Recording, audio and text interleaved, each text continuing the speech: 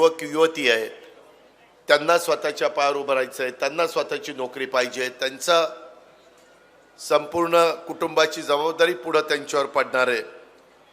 आणि त्याच्यामुळं ह्या योजना आणत असताना बजेट सादर करण्याआधी मी प्रत्येक घटकाचा आवाज ऐकला, त्यांचं दुःख, त्यांच्या गरजा समजून घेतल्या आणि राज्याचा अर्थमंत्री म्हणून जे जे काही करता येणं शक्य होतं ते सर्व काही करण्याचा प्रामाणिकपणे प्रयत्न मी केला. प्रस्ताव मी मुख्यमंत्री, उपमुख्यमंत्री, मंत्रिमंडळापुढे नेला, त्यांनी मान्यता दिली. नंतर विधानसभेत आणि विधान परिषदेमध्ये दोन्हीकडे देखील सभागृहांनी त्याला मान्यता दिली आणि त्याच्यामुळे ह्या चांगल्या योजना मी माझ्या मायमाऊलींच्या करता, शेतकऱ्यांच्या करता, युवक युवतींच्या करता आणू शकलो, त्याचा रास्त अभिमान मला आहे. आणि ह्या गोष्टी जनसन्मान यात्रेच्या माध्यमातून मला तुम्हाला सगळ्यांना सांगायच्यात, म्हणून मी तुमच्या ह्या शहरामध्ये आलेलो आहे, या जिल्ह्यामध्ये आलेलो आहे. जनतेची सेवा करणं हा आमचा राष्ट्रवादी काँग्रेस पक्षाचा धर्म आहे. अतिशय विनम्रपणे मी आपल्याला सगळ्यांना हात जोडून, आम्हाला तुम्ही सगळ्यांनी जे काही सांगताय त्यांच्या काय अडचणी आहेत आणि ते सोडवण्याच्या करता जे काही करता येणं शक्य आहे, आम्ही राजे नाहीत, आम्ही जनसेवक आहोत, तुमचे सेवक आहोत. आणि ह्याच उद्देशाने मी आणि माझे सगळे सहकारी इथं आलेलो आहे. अजून बरेच दिवस बाकीचाही राज्यामध्ये फिरायचं आहे. मला एक गोष्ट जाणवली, समाजातल्या सगळ्या जाती धर्मातल्या गरीब महिलांच्या बाबतीमध्ये खूप अडचणींना त्यांना सामोरं जावं लागतं. कधी कधी पोटाला चिमटा घ्यावा लागतो. मनात असलं हे करावं तरी देखील आर्थिक परिस्थिती नसती. म्हणून आपण महिलेचं सबलीकरण केलं पाहिजे, तिला सक्षम केलं पाहिजे. महिलांना समाजामध्ये मान सन्मान प्रतिष्ठा प्राप्त करून देण्याचं काम आम्ही केलं. 4थं महिला धोरण आमच्या महिला बाल विकासच्या मंत्री आदिती तटकरेंनी काही महिन्यापूर्वीच आणलं. त्याच्यात अनेक ज्या काही त्रुटी होत्या त्या दूर केल्या. परंतु माझ्या महिलेला पण सन्मानाने राहता आलं पाहिजे, घरात मानाने त्या ठिकाणी वावरता आलं पाहिजे, ही आमच्यासारख्या सगळ्यांची भावना होती. अनेक जाती धर्माचे आमच्या सगळ्या महिला असतात. म्हणून योजना आणत असताना गरीब आणि मध्यमवर्गीयांच्या करता खास विचार केला. श्रीमंताची ऐपत असते, श्रीमंत कसंही आपलं स्वतःचं कुटुंब चालवतात, संसार करतात, सगळ्या मुलाबाळांना शिकवतात. पण जे मध्यमवर्गीय आणि गरीब आहेत त्यांना जे प्रसंग येतात, मग आम्ही सगळ्यांचे फॉर्म भरून घ्यायचं ठरवलं ऑनलाईन. काही अडचणी आल्या, ऑनलाईन कधी कधी बंद पडायचं, महिलांना भीती वाटायची आपला फॉर्म जातो की नाही. काही बाबतीमध्ये आमचं केशरी रेशन कार्ड आणि पिवळं रेशन कार्ड असल्यानंतर बऱ्याचशा अडचणी आम्ही दूर केल्या. वयाची अट 21 वर्षापासून 65 वर्षापर्यंत केली. जे जे काही करता आलं ते करण्याचा अतिशय मनापासून आम्ही प्रयत्न केला. माय माऊलींनो, हे सगळं करत असताना आता 1,500 रुपये प्रत्येक महिन्याला आम्ही तुम्हाला देणार आहे. जुलै महिना गेला, ऑगस्ट महिना आता सुरू आहे. 19 तारखेला रक्षाबंधन आहे. अलीकडे तुम्ही सगळेजण आम्हाला राखी बांधताय, भावाच्या नात्याने बांधताय, विश्वासाच्या नात्याने बांधताय. हा भाऊ आपल्याकरता निश्चितपणे एक आधारवड बनेल ह्या उद्देशाने तुम्ही बांधताय. आणि त्याला पात्र राहण्याचं काम आम्ही जीवाचं रान करून ते करणार आहोत, हा देखील शब्द मी आपल्या सगळ्या महिला वर्गाला देतो. एवढ्यावरच आम्ही महिलांना थांबणार नाही. हे सगळं करत असताना 19ला रक्षाबंधन आहे. 17 तारखेला तुम्ही जे बँकेचे नंबर दिलेले आहेत, अकाउंट नंबर तुमचा, तिथं प्रत्येक महिलेच्या जी लाभार्थी ठरलेली आहे, लाभ घेण्याला पात्र ठरलेली आहे, आम्ही लाभ देणार. त्याच्यातनं माझ्या महिलेला, माझ्या मायमाऊलीला बळ मिळणार. आणि ह्या प्रकारे 17 तारखेला महाराष्ट्रातल्या कमीत कमी 1.25 ते 1.5 कोटी महिलांच्या अकाउंटमध्ये 3-3 हजार रुपये जमा होणार. ही गोष्ट लक्षात घ्या. मायमाऊलींनो, आम्ही एवढी चांगली योजना आणतोय आणि विरोधक टीका करतायत, त्याच्यामध्ये विरोध करतायत. अरे ह्यांना कळतं का नाही, जर आम्ही गरीब महिलेच्या करता चांगल्या प्रकारची योजना आणली तर त्याच्यामध्ये घाबरून जायचं काय कारण आहे? त्याच्यामध्ये त्यांना वाईट वाटायचं काय कारण आहे? हे सरकारमध्ये असताना त्यांना कुणी अडवलेलं होतं अशा प्रकारच्या योजना आणायला? त्यांनी नाही आणल्या, आम्ही आणल्या. आम्ही ही योजना आणत असताना मी आपल्याला सगळ्यांना सांगेन, मी ज्यावेळेस तटकरे साहेबांच्या आणि बाकीच्या सहकाऱ्यांच्या बरोबर माझ्या नाशिकपासून दिंडोरीपासून सुरुवात त्या ठिकाणी केली आणि ती सुरुवात केल्यानंतर अनेक मतदारसंघ गेले 4-5 दिवसामध्ये आम्ही घेतलेले आहेत. आज मी मालेगावमध्ये आसिफभाई शेख आपले माजी आमदार आहेत, त्यांचे वडील पूर्वी 10 वर्ष आमदार होते माझ्याबरोबर, सुनील तटकरे साहेबांच्या बरोबर त्यांनी काम केलं. परंतु काळाच्या नियतीच्या पुढं तुमचं माझं काही चालत नाही. त्यांचं मध्ये दुःखद निधन झालं. ते आमच्या परिवारातले आहेत आणि मला काही अडचणीमुळे भेटता आलं नाही. आज अनायशा नाशिकवरून येताना मालेगावमध्ये लागणार होतं, म्हणून मी ठरवलं मालेगावमध्ये जायचं. मला नाशिक एअरपोर्टला उतरल्यानंतर माय माऊलींनो, मी उपमुख्यमंत्री असल्यामुळं अधिकारी लोक भेटतात, पोलीस अधिकारी भेटतात, कलेक्टर, SP, CO आणि बाकीचे आयुक्त हे लोक भेटतात. त्यांनी मला सांगितलं की अजित पवार, गुप्तचर विभागाने तुमच्या जीवाला वाढलेल्या धोक्याबद्दल चिंता व्यक्त केलेली आहे. अशा प्रकारच्या बातम्या समाजामध्ये चाललेल्या आहेत, तशा काही न्यूज मीडियामध्ये आल्यात. अशा परिस्थितीमध्ये आजच्या कार्यक्रमात विशेषतः जिथं मोठ्या संख्येने महिला असतील तिथं त्या ठिकाणी गर्दीमध्ये तुम्ही जाऊ नका, अशा पद्धतीनं मला सांगण्याचा प्रयत्न केला. आणि विशेषतः ह्या गुप्तचर विभागाने सांगितलं की मालेगाव आणि धुळे यासारख्या ठिकाणी गेल्यास माझ्या जीवाला संभाव्य धोका असल्याचं त्यांनी माझ्या निदर्शनास आणून दिलं.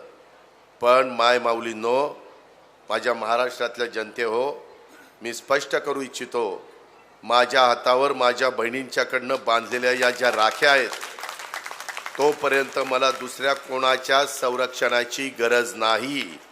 माझ्या बहिणींचे आशीर्वाद, राखीचं सुरक्षा कवच आणि प्रेमाची ढाल, कोणताही धोका मला स्पर्श करू शकत नाही असं मला माझं अंतर्मन सांगतंय. प्रत्येक माणूस जन्माला आल्यानंतर कधी ना कधी तो माणूस त्या ठिकाणी जात असतो. जर माझ्या मायमाऊलींच्या कल्याणाकरता, माझ्या शेतकऱ्यांच्या कल्याणाकरता, माझ्या युवक युवतींच्या कल्याणाच्या करता काम करताना, बहिणींनो, भावांनो, माझा जीव गेला तरी मला त्याची पर्वा नाही. गेल्या 33 वर्षापासून मी या कारणासाठी स्वतःला समर्पित केलेलं आहे आणि मी ते करतच राहणार. जर हेच माझं भाग्य असेल तर माझा जीव या महान भूमीतील लोकांच्या आणि माझ्या बसलेल्या माय माऊलींच्या आणि मातांच्या सेवेत गेला तरी मी एक समाधान व्यक्त करीन.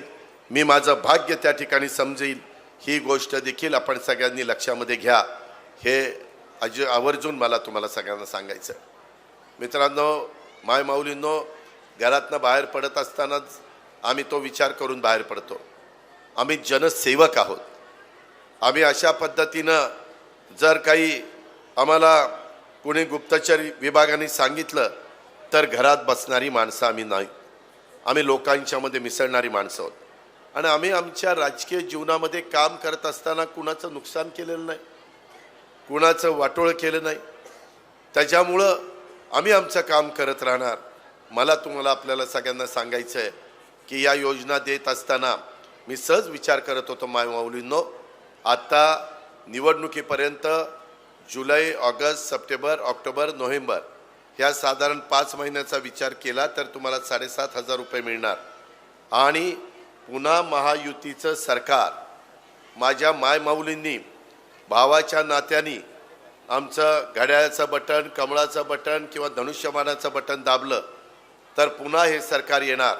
आम्ही चांगली कामं केलेली आहेत, आम्ही विकास केलेला आहे, आम्ही चांगली कामं केलेली आहेत, आम्ही चांगल्या योजना आणलेल्या आहेत. आम्ही त्याच्यामध्ये वेगवेगळ्या प्रकारच्या समस्या सोडवण्याच्या करता जीवाचं रान केलेलं आहे. गारपीट असो, दुष्काळ असो, अतिवृष्टी असो, कसल्याही प्रकारचं संकट, अवकाळी पाऊस असो, कसल्याही प्रकारचं संकट आलं तर त्या संकटातनं माझ्या महाराष्ट्रातल्या मायमाऊलींना आणि बांधवांना बाहेर काढण्याच्या करता आम्ही सगळ्यांनी नेहमी पुढाकार घेतलेला आहे. शेवटी राज्य करायचं ते सर्वसामान्य माणसांचे प्रश्न सोडवण्याच्या करता करायचं असतं. ही शिकवण स्वर्गीय यशवंतराव चव्हाण साहेबांनी आम्हाला दिलेली आहे. सुसंस्कृत महाराष्ट्रामध्ये कशा पद्धतीनं लोकांच्या मध्ये मिळून मिसळून काम करायचं हे देखील आम्हाला चव्हाण साहेबांनी शिकवलेलं आहे. आज मात्र वेगळे प्रकार आपल्याला महाराष्ट्रामध्ये बघायला मिळतात. कुठं कोण शेण टाकतंय, कुठं कोण दगड मारतंय, कुठं कोण वेगवेगळ्या पद्धतीनं निंदानालस्ती करतंय, कुठं कोण वेगवेगळ्या पद्धतीनं जे शब्द वापरायला नकोत, जे संविधानाने आपल्याला सांगितलंय की असं तुम्ही वागू नका, कायद्याने नियमाने सांगितलंय, घटनेने सांगितलंय, ते पण पाळलं जात नाही आणि बरेच जण कायदा हातामध्ये घेण्याचा प्रयत्न करतायत. मी आपल्याला सगळ्यांना सांगेन की यातून राष्ट्रवादी काँग्रेस पक्ष अतिशय योग्य पद्धतीनं पुढं वाटचाल करत राहणार आहे.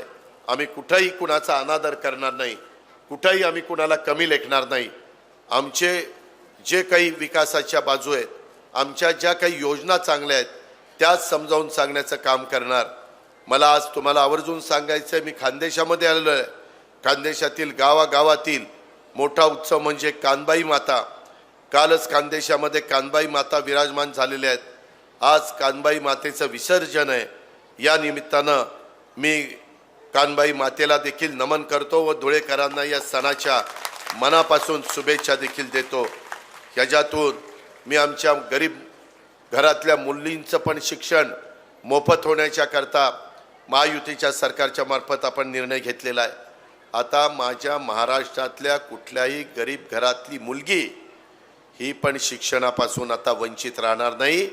कॉलेजच्या शिक्षणाचा संपूर्ण भार खर्च आम्ही सरकारी तिजोरीतनं तुमचा करणार. त्या मुलीला शिकवा, IAS ऑफिसर करा, IPS करा, त्याच्यामध्ये MPSC मध्ये तिला जायचं असेल तिथे ते जाऊ द्या. DYSP व्हायचं, प्रांत व्हायचं, तहसीलदार व्हायचं, क्लास 1 ऑफिसर व्हायचं, ते तिला होऊ द्या. डॉक्टर, इंजिनियर, CA, पायलट, जे काही माझ्या महाराष्ट्रातल्या गरिबांच्या घरातल्या मुलींना शिक्षण कॉलेजचं घ्यायचं असेल ते शिक्षण घेण्याच्या करता राज्य सरकार इतके दिवस 50% रक्कम देत होतं. माय माऊलींनो, त्याच्यातले राहिलेले पण 50% त्या मुलीच्या आईवडिलांचे भरण्याची ताकद नाही. हे आमच्या लक्षात आल्यानंतर आम्ही ठरवलं 50% कशाला, आपण 100% देऊ आणि 100% देण्याचा निर्णय आम्ही घेतला.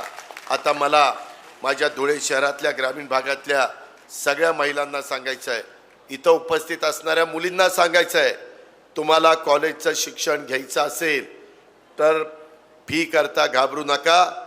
राज्य सरकारने संपूर्ण ताकद तुमच्या पाठीशी उभी केलेली आहे. चांगलं बना, चांगलं शिक्षण घ्या, खूप मोठं व्हा, आईवडिलांचं नाव रोशन करा, त्याच्यामध्ये तुमच्या कुटुंबाचं नाव वाढवा आणि तुम्ही ज्या गावातनं, ज्या तालुक्यातनं, ज्या शहरातनं आलेला आहे त्याचाही नावलौकिक वाढवण्याचं काम आमच्या मुलींनी करावं. मुलींच्यामध्ये कर्तृत्व आहे, फक्त तिला संधी देण्याचा अवकाश, तर ती मुलगी अतिशय तडफेनं पुढे जाऊ शकते. अशा पद्धतीचा अनुभव आम्ही सगळ्यांनी घेतलेला आहे. आम्हाला काही जण म्हणतात, विरोधक टीका करतात, अरे तुम्ही मुलींना दिलं, महिलांना दिलं, आमच्या भावांना काय? भावांना देखील दिलेलं आहे. इथं बघा, फ्री वीज पुरवठा आता 3 हॉर्सपॉवर, 5.5 हॉर्सपॉवर, 7.5 हॉर्सपॉवर अशा प्रकारचे पंप वापरणाऱ्या माझ्या शेतकऱ्याला आता लाईट बिल भरावं लागणार नाही. आता त्यांचं जवळपास 14,900 कोटीचं लाईट बिल आम्ही भरणार. कुणी त्यांचं कनेक्शन तोडायला येणार नाही. लाईनमॅनला सांगा की आम्हाला अजित पवारने सांगितलंय की आता ते बिल सरकार भरणार आहे. त्याच्यामुळं माझं तुम्हाला सांगणं आहे की पुढचं आता इथून पुढं लाईट बिल भरायचं नाही आणि मागचं देखील द्यायचं नाही.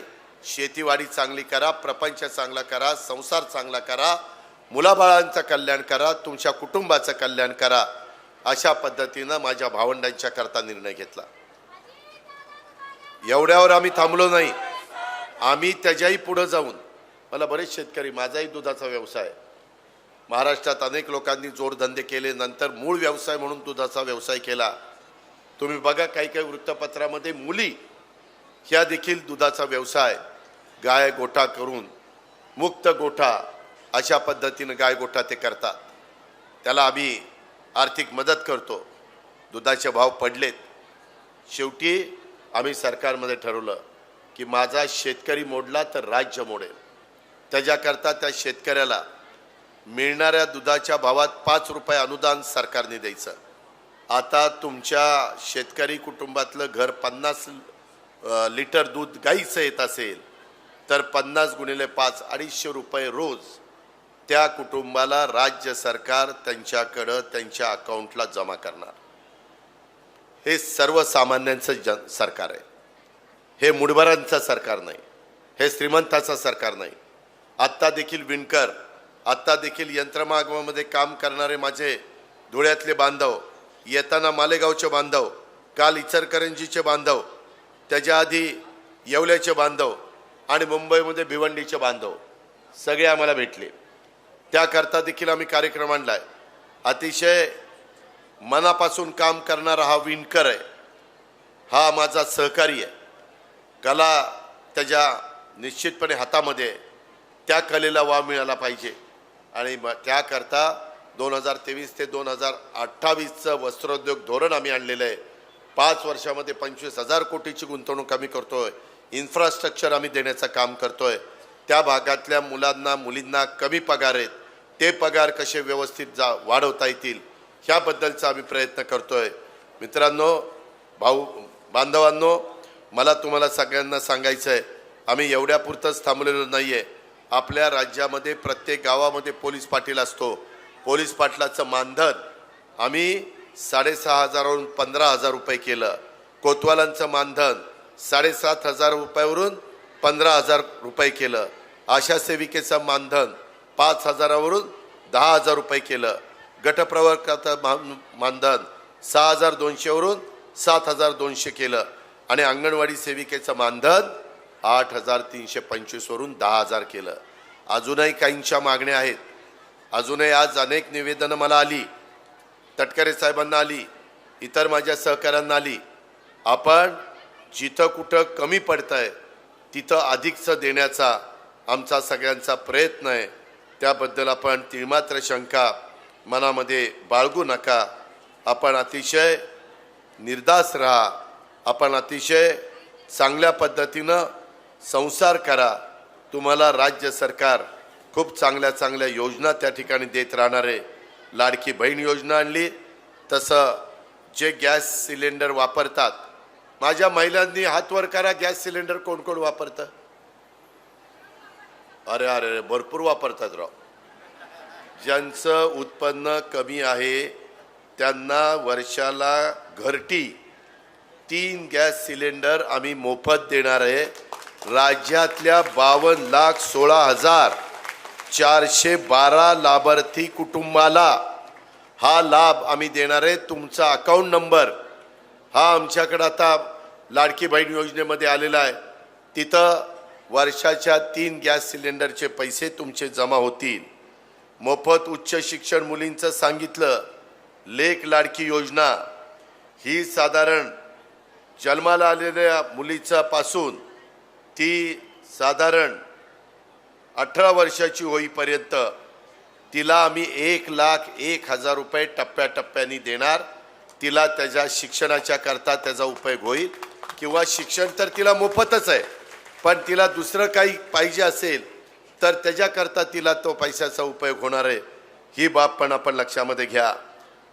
माय माऊलींनो, बहिणींनो, इतके दिवस आपण जन्माला आल्यानंतर आपलं नाव काय लागायचं? त्या मुलाचं किंवा मुलीचं नाव, नंतर बापाचं नाव आणि आडनाव. आई जन्माला घालायची. 9 महिने पोटामध्ये त्या मुलाला मुलीला जपण्याचं काम आई करायची. नाव मात्र बापाचं. असं कसं? आम्ही विचार केला, तशा पद्धतीनं महिला बाल विकास आदिती तटकरेंनी प्रस्ताव आणला आणि त्यामध्ये पहिल्यांदा मुलाचं नाव, त्याच्यानंतर त्या मुलाच्या आईचं नाव आणि नंतर बापाचं नाव आणि नंतर आडनाव, अशा पद्धतीनं माझ्या मायमाऊलीला, माझ्या आईला एक सन्मान करण्याचा प्रयत्न, तिला तिचं नाव हे सगळ्यांना माहिती होण्याचा प्रयत्न आणि तिनं जे कष्ट त्या मुलाला मुलीला जन्माला घालत असताना घेतलेले आहेत त्याच्याकरता आम्ही हा सगळा खटाटोप केला. हाही निर्णय या सरकारने घेतलेला आहे. पिंक ई रिक्षा धुळ्यामध्ये पण कदाचित 17 शहरं आहेत. मला आता त्या शहरांची यादी नाही, या शहरांची यादी आहे का रे 17ची? त्याच्यात धुळे शहर आहे का बघ बरं. त्यामध्ये पिंक ई रिक्षा आम्ही देतोय. त्याला पेट्रोल लागत नाही, डिझेल लागत नाही. घरी जो चार्जिंगला तुम्ही मोबाईल लावता 2-3चा प्लग असतो, तिथं चार्ज करायचं, दिवसभर तुमची रिक्षा चालणार. त्याच्यामध्ये 10% त्या महिलेचे, 20% राज्य सरकारचे आणि 70% त्या वित्तीय संस्थाचे. अशा पद्धतीनं आम्ही 10,000 रिक्षा या महाराष्ट्रामध्ये देणार आहोत आणि त्या एकदा सक्सेस झाल्या आणि रिक्षा ड्रायव्हर पण महिला, तिनं स्वतःचं पायावर उभं राहायचं, तिनं त्या ठिकाणी काम करायचं. जसं आता पायलट महिला असते, जसं मी गडचिरोलीला गेलो तिथं वोल्वोचे ट्रक मोठे मोठे ती महिला चालवते, स्कूटर महिला चालवते, कार महिला चालवते, तर मग रिक्षा का नाही चालवायची? आणि उलट महिला जास्त सुरक्षित चालवते. पुरुषापेक्षा चांगल्या प्रकारचं ड्रायव्हिंग जर कुणाचं असेल तर ते महिलेचं असतं. मला अनेकदा आता विमानांनी फिरावं लागतं. काल पण मी कोल्हापूरहून नाशिकला आलो, आज पण आता जळगाववरून मुंबईला जाणार. सतत ह्या न त्या भागात जावं लागतं.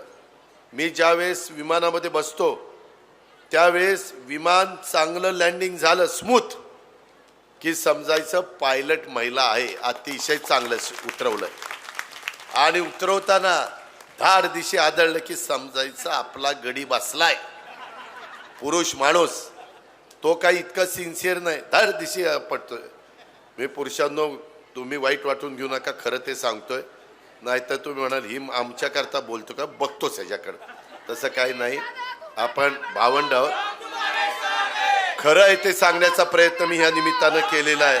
अशा पद्धतीनं कितीतरी चांगल्या योजना आपण ह्या सरकारच्या मार्फत शेतकऱ्यांच्या करता आणलेल्या आहे.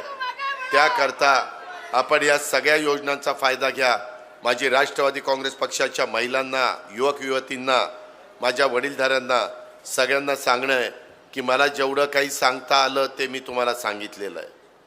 आता शेवटच्या महिलेपर्यंत, शेवटच्या शेतकऱ्यापर्यंत ह्या सगळ्या गोष्टी आपल्याला पोचवायच्यात आणि त्या पोचवण्याच्या करता तुमची पण मला गरज लागणार आहे. कुठं अडचण आली तर राष्ट्रवादी काँग्रेस पक्षाच्या आम्हा कुठल्याही प्रमुखांशी संपर्क साधा कार्यकर्त्यांनी, आपण लगेच त्याची नोंद घेऊ. परंतु खऱ्या अर्थाने लाभार्थी असणारी महिला, माय माऊली, माझा शेतकरी, माझा युवक युवती ह्या योजनांच्या पासून वंचित राहता कामा नये. मला तुम्हाला धुळेकरांनो सगळ्यांना सांगायचं आहे की आम्ही काम करत असताना जातीचा, पातीचा, नात्याचा, गोत्याचा विचार करत नाही. माणूस आहे का, महिला आहे का, बांधव आहे का, एवढंच आम्ही बघतो. मधल्या काळामध्ये आमच्या लक्षात आलं मागासवर्गीयांना अनेक प्रकारच्या योजना देत असताना बार्टी नावाची संस्था आम्ही अस्तित्वात आणली आणि बार्टी संस्थेच्या मार्फत त्या घटकाला अनेक प्रकारच्या योजनाचा लाभ देण्याचा आम्ही काम सुरू केलं. त्याच्यात माझ्या मातंग समाजाने सांगितलं आम्हाला अनेकांना की ह्याच्यात आमच्यावर अन्याय होतो. मग आम्ही विचार केला, खरंच जरा त्यांच्यावर अन्याय होत होता, काय करायचं? मग त्यांच्याकरता आता RT अशा प्रकारची संस्था काढली. इतरांच्या करता मागासवर्गीयांना बार्टी, मातंग समाजाला RT आणि त्या RTतनं त्यांना त्या योजना द्यायच्या. माझ्या बहुजन समाजाला योजना देण्याच्या करता, गरिबांच्या करता आहे आम्ही सारथी काढली. सारथीमधनं आत्तापर्यंत 1,00,000 प्रकरणं आपण केलेली आहे. कालच आम्ही कुणाचा तरी सत्कार केला. त्यांचा मुलगा मेरिटमध्ये होता, परदेशात पाठवण्याच्या करता सारथीनं त्यांना मदत केली. त्याच्यात समजा 25 लाख दिले तर सारथी संस्था 5 वर्षाचं व्याज भरते. असंच सगळ्या संस्थांच्या मध्ये ओबीसींना पण आपण ओबीसी घटक पण मोठा आहे आणि त्यांच्याकरता आपण महाज्योती आणलं. त्या महाज्योतीमधनं त्यांना आम्ही मदत करतोय. आदिवासींच्या करता देखील अशी संस्था आम्ही काढली. तिचा शॉर्ट फॉर्म आहे टार्टी, बार्टी आरटी टार्टी. आता आमच्या अल्पसंख्याक समाजाचे लोक म्हणायचे आम्ही पण भारतीय आहोत ना, आमच्याकरता काही योजना गरिबाकरता आहे का नाही, का आम्ही नुसतंच तसं राहायचं मोकळं? तसं नाही. आम्ही त्याचा अभ्यास केला आणि 15 दिवसापूर्वी कॅबिनेटला माझ्या अल्पसंख्याक समाजाकरता मार्टी ही संस्था आम्ही काढलेली आहे. आता त्या घटकातल्या अल्पसंख्याकांच्या मुलामुलींनी त्या संस्थेचा फायदा हा आपल्या पुढच्या वाटचालीच्या करता, आपल्या करिअर करण्याच्या करता, आपल्याला स्वतःच्या पायावर उभं राहण्याकरता त्या ठिकाणी केला पाहिजे. अशा प्रकारची माझी आपल्याला आग्रहाची नम्रतेची विनंती आहे. सरकार कुठेही कुणावर अन्याय होऊन देत नाही. कुठं अन्याय झाला तर आम्ही अतिशय मनापासून तिथं धावून जातो. कालच विशाळगडला खालच्या वस्तीवर वाडीवर ज्या अल्पसंख्याक समाजावर अन्याय झाला त्यांना आम्ही पहिल्यांदा नुकसान त्यांचं झालेलं होतं 50,000 रुपये मदत केली. नंतर राष्ट्रवादीनं 50,000 रुपये मदत केली आणि काल पुन्हा सरकारतर्फे सगळ्या कुटुंबांना 1.5 कोटी रुपयाची मदत केली. अशा पद्धतीनं आमचं काम चाललेलं आहे. तुम्ही विरोधकांच्या खोट्या नाट्या प्रचाराला बळी पडू नका. लोकसभेच्या निवडणुकीच्या निमित्तानं असंच घडलं. लोकसभेच्या निवडणुकीच्या निमित्तानं ह्या धुळ्याची जागा भामरे साहेब ना, भामरे साहेब हे मंत्री होते. 5 मतदारसंघामध्ये भामरे साहेब 1,90,000 पुढे होते आणि मालेगाव मतदारसंघ त्या ठिकाणी मतमोजणी सुरू झाली. 1,98 पैकी 1,94 भामरे साहेबांच्या विरोधी ज्या बच्चाबाई आल्या त्यांना मतं पडली. भामरे साहेबांना 4,000 मतं पडली. एवढं एकतर्फी मतदान केलं. शेवटी तुम्ही मतदार आहात. मी त्याच्याबद्दल तुम्हाला विनंती करू शकतो, मी त्याच्याबद्दल तुम्हाला दुसरं काही करू शकत नाही. आणि त्याच्यातून ते सीट 4 ते 5 हजार मतांनी त्या ठिकाणी गेलं. ही पण गोष्ट तुम्ही सगळ्यांनी लक्षामध्ये घ्या. आणि ह्या पद्धतीनं अल्पसंख्याक समाजाने मोठ्या प्रमाणावर तिकडं मतदान केलं. संविधान बदलणार अशा प्रकारचा नेरेटिव्ह हा विरोधकांनी सेट केला आणि माझ्या मागासवर्गीय समाज आदिवासी समाजाला खरं वाटलं की आपलं आरक्षण जाणार, आपल्या बाबासाहेब आंबेडकरांनी दिलेलं संविधान हे बदलणार, घटना बदलणार. खोटं सांगितलं. आम्हाला सगळ्यांना संविधानाच्या बद्दल आदर आहे. कालही होता, आजही आहे, उद्याही राहणार आहे. मी महाराष्ट्राला सांगतो, जोपर्यंत चंद्र आणि सूर्य आहे तोपर्यंत बाबासाहेब आंबेडकरांच्या संविधानाला कोणी धक्का लावू शकत नाही. ही गोष्ट लक्षात घ्या. आम्ही खोटं बोलणार नाही. आम्ही कामाची माणसं. आम्ही सकाळी पहाटेपासून लोकांचे प्रश्न सोडवणारी माणसं आहोत. आम्ही वेळ काढूपणा करणारी माणसं नाहीये. आम्हाला आता इथून पुढच्या काळामध्ये तुमच्या आशीर्वादाची गरज आहे, तुमच्या भरभक्कम पाठिंब्याची गरज आहे. खोट्या नाट्या प्रचाराला कृपा करून बळी न पडता पुन्हा एकदा या राज्यामध्ये उद्याच्या 5 वर्षाच्या करता ह्या योजना पुढेही 5-5 वर्ष चालण्याच्या करता आपल्या हातामध्ये ती गोष्ट आहे. तुम्ही जर घड्याळाचं, तुम्ही जर धनुष्यबाणाचं, तुम्ही जर कमळाचं हे उमेदवारांची बटणं दाबली तर ह्या योजना पुढं 5 वर्ष कायमच्या त्या ठिकाणी चालू राहणार आहेत. ह्या पद्धतीचं आपलं काम चाललंय. आता वेगवेगळ्या बारक्या चिठ्ठ्या यायला लागलेल्या आहेत. त्यांना मला एवढंच सांगायचं आहे, महायुतीच्या 288 जागाचं वाटप करत असताना आम्ही सगळेजण प्रमुख एकत्र बसू आणि त्याच्यातून योग्य पद्धतीचा निर्णय घेऊ. त्याबद्दल कार्यकर्त्यांनी काही काळजी करू नका. काम करणाऱ्या कार्यकर्त्याच्या पाठीशी तो पक्ष त्या ठिकाणी उभा राहील, महायुती त्या ठिकाणी उभं राहील. मात्र सगळ्यांनी एक परिवार म्हणून काम करायचं. अजिबात एकमेकाच्या बद्दल गैरसमज निर्माण करायचा नाही, अजिबात हलक्या कानाचं राहायचं नाही, अशा प्रकारची विनंती करतो.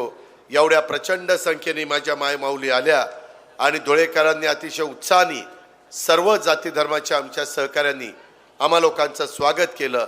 त्याबद्दल धुळेकरांना लाख लाख धन्यवाद देतो, आभार मानतो आणि आपल्या सगळ्यांची रजा घेतो. जय हिंद, जय महाराष्ट्र. एबीपी माझा, उघडा डोळे बघा नीट.